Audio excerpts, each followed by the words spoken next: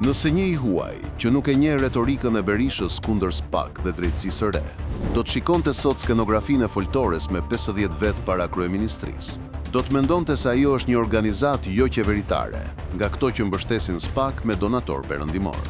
Skenografia paraqiste një kabinet të tërë qeveritar të Edi Ramës të veshur me rroba burgu, ku ishin të gjithë zyrtarët e lartë të akuzuar nga SPAK, përfi dhe zonjën Balluku.